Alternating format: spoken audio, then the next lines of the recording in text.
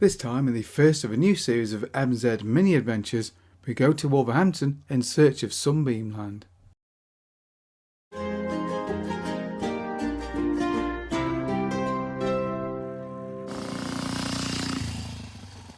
Well, hello you, join me on a fine, if slightly windy day in Shropshire.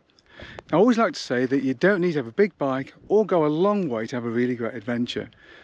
And I'm also really into history, so today, in the first of a little series, we're going to go out on a small bike, have a big adventure by visiting some historic sites and see what we can find there. And maybe learn as we go, who knows? Every day is a school day after all. And my chosen steed for today is an MZ TS125. It's a sturdy little steed. It's a little two-stroke, 124ccs, 4 gears that select at least some of the time, so that's a start, and electrics that also work some of, if not most of the time.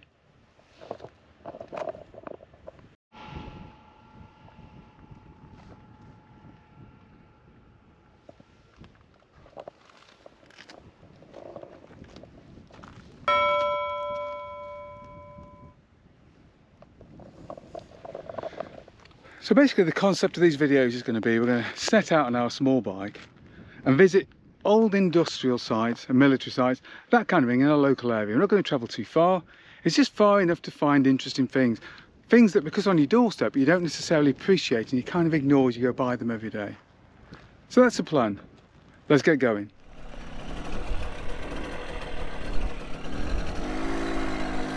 Right.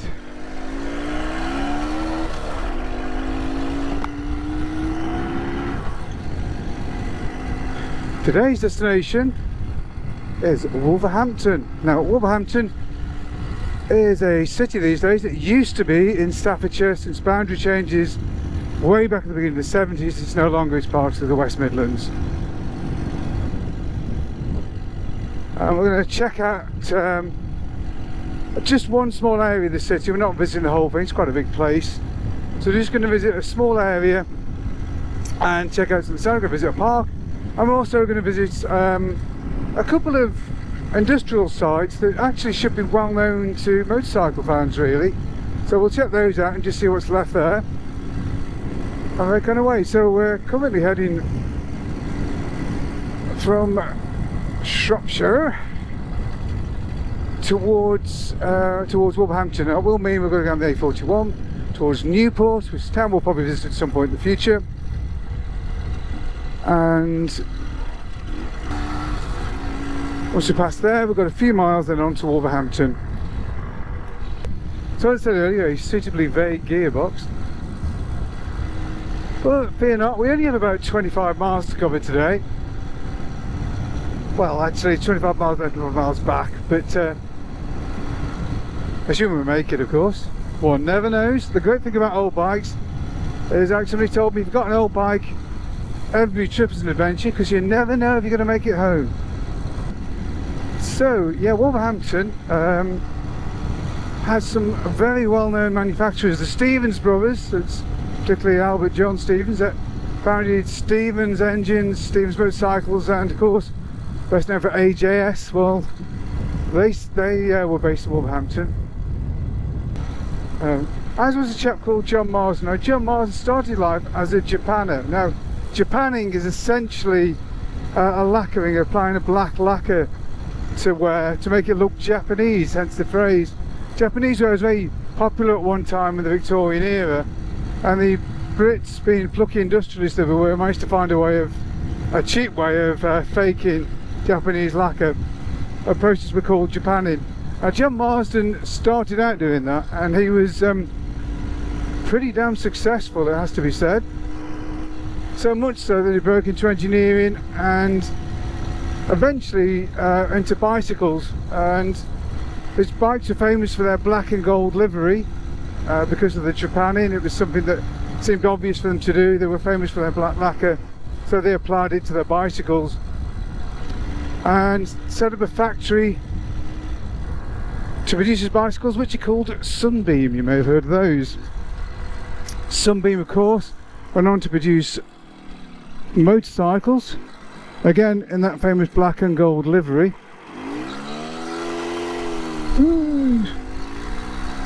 And bikes really well known for their beautiful production value, really.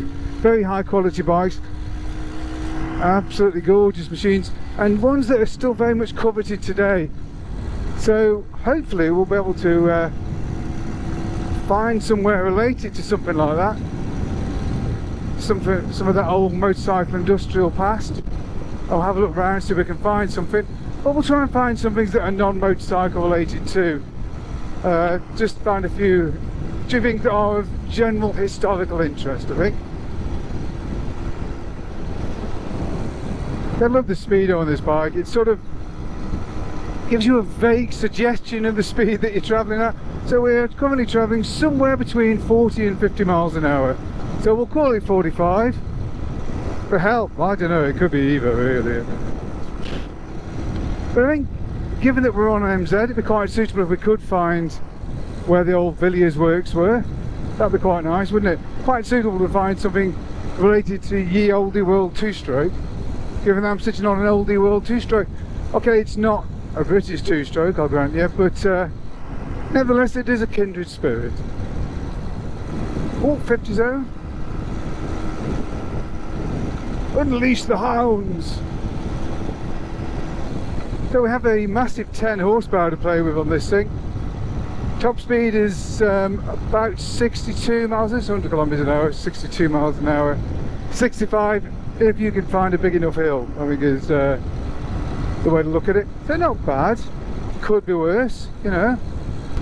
People have travelled a lot farther with a lot less, I'll put it this way, so I can't complain.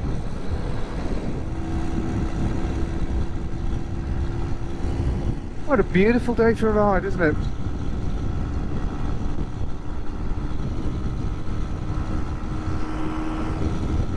Nice ride down the back roads, lovely.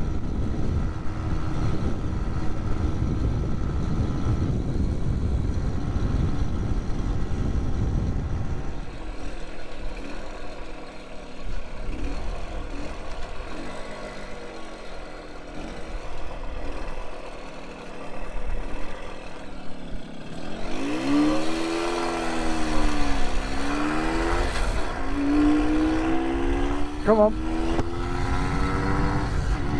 Onto the main road we go.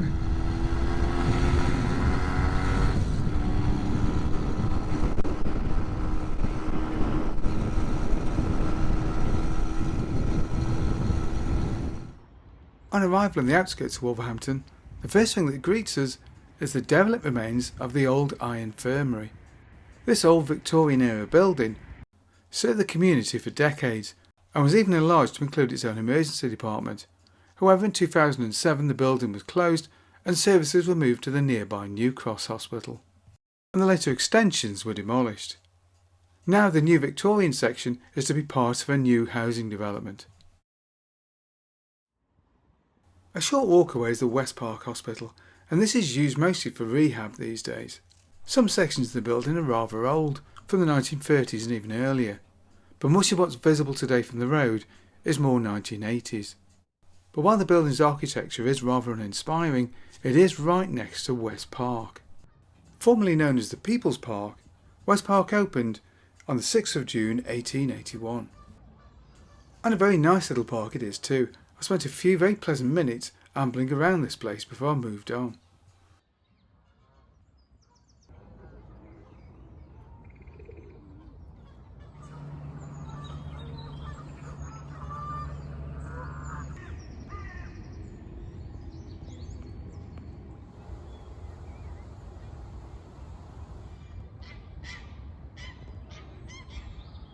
One striking feature of the park is the Victorian glass conservatory. This was built in 1896 and was paid for by Alderman Samuel Dickinson at a cost of £1,500. It's still in use today, but rather frustratingly, on the day I visited it was closed. Until further notice, it said. No reason was given why.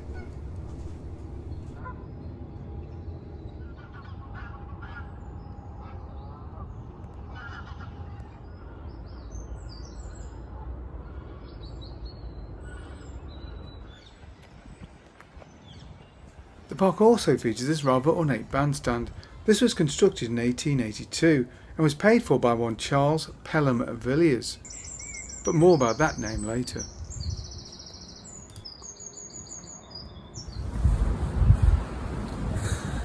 So just use the loos. They've got the blue lighting to stop people shooting up. I think it makes it hard to see veins or something. And when you come outside, everything is yellow. It's really unpleasant. It makes you feel a bit weird actually. Strange experience. Just outside the park, I noticed a blue plaque on this rather lovely house. And apparently was once the residence of George Armstrong. No, not George Armstrong Custer, just plain George Armstrong. George was a railway engineer in charge of the Great Western Locomotive Works in Wolverhampton. And this had been his home until his death in 1901. A short distance from the park is Brewery Lane. And on Brewery Lane you'll find a brewery. Banks's Brewery opened in 1875. And if you're so inclined, tours of the factory are available. But of course I'm not here to look for breweries, because a small hop down the road from Banks's Brewery you'll find Sunbeamland, or at least the remains of what used to be the huge manufacturing complex that had been the premises of John Marsden's Limited. At its peak, Sunbeamland was truly massive and covered a number of streets in Wolverhampton, and this particular section, the Jeddo Works, is clearly visible from the main road.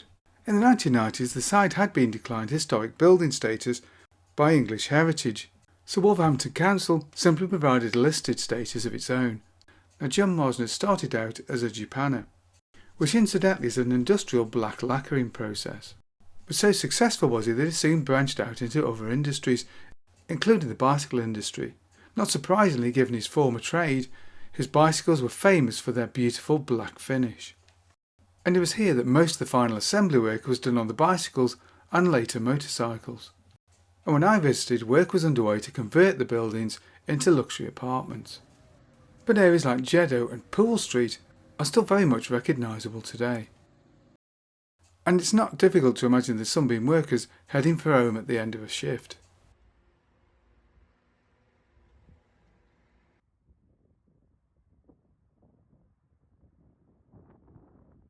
A short distance away from the main building, you'll find the old paint shop and the experimental works where specialist engines were constructed and designed. A little further still and you'll find Villiers Street. And this is a street originally named in honour of the family who constructed the bandstand you may remember over at West Park. And it's purely because the factory stood on Villiers Street that the engines constructed there were christened Villiers. Originally the plant had constructed cycle freewheels, but in 1912 they built their first motorcycle engine. This had been a 350cc 4-stroke unit. However, by the latter part of the year they'd introduced their first 2-stroke unit of 269ccs, something for which of course they would become most famous. And in 1913 Sun motorcycles would be the first to fit a Villiers 2-stroke engine, the first of many to a motorcycle. And indeed Villiers power units would grace truly dozens of different motorcycle manufacturers' machines, both at home and abroad, including light cars, motorcycles for scrambles, trials and road, with a version of their final competition engine, the Star Maker, running into the 1970s in the AJS Stormer. While some of the factory has indeed been swept away, you can find the remains of the main gate still on Marsden Street today. And then perhaps a weird twist of history, the home of the 2-stroke would also be the home of the final Norton Commando 850s, which were produced there in the mid-70s.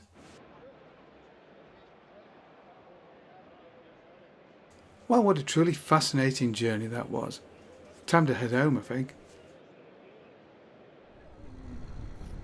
I might explain it, no.